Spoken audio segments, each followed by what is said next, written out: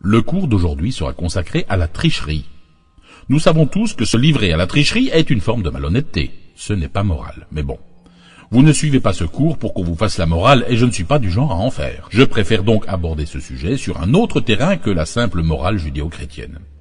On le sait, tricher est une démarche en général frauduleuse que l'on utilise dans le but d'en tirer un avantage. Il peut être financier, social ou moral. Si je me fais passer pour le prince de Patagonie et qu'on me croit, voilà un bel exemple de tricherie sociale. Je gagne au poker en trichant. Je vends un faux tableau au prix de l'original. Je profite de la faiblesse d'une personne âgée pour lui soutirer de l'argent. Voilà 3 beaux exemples scandaleux de tricherie financière.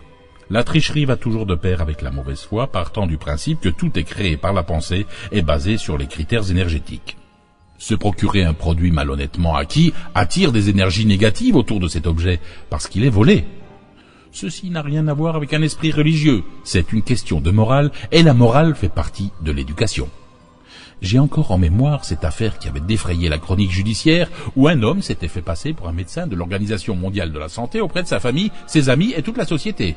Il a été tellement loin dans le montage de cette vie imaginaire qu'à un certain moment il n'arrivait plus à gérer, car il devait à chaque seconde de sa vie gérer toutes les conneries qu'il racontait autour de lui.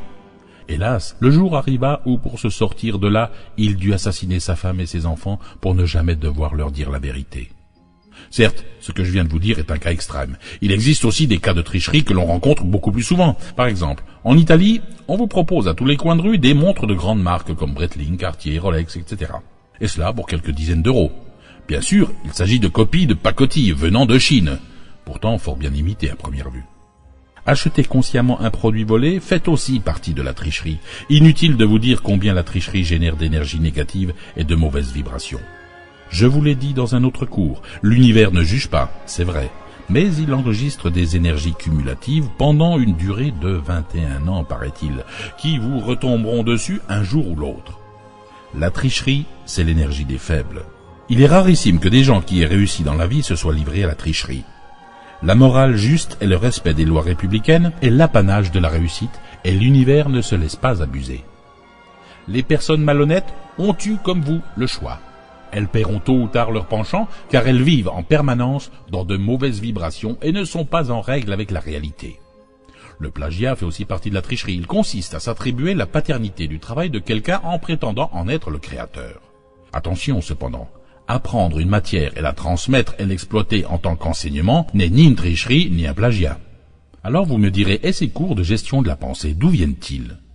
Je vous répondrai en vous demandant d'où viennent les bases de la psychologie, qui en est le ou la propriétaire. Qui est-ce qui a découvert les secrets de la loi d'attraction? La réponse se trouve dans les archives du temps, car l'énergie de l'univers est utilisée depuis des millénaires et nous avons mission de les transmettre. Vivre sans connaître les lois de l'univers serait une catastrophe, car la solution à tous vos soucis se trouve dans la façon dont vous saurez gérer vos pensées. C'est vous qui avez le vrai pouvoir et qui tenez, parfois et souvent sans le savoir, la solution pour vivre heureux et réussir tout ce que vous souhaitez. Univers infini, aujourd'hui j'ai des surprises extraordinaires. Je vous retrouve demain pour notre 34e cours.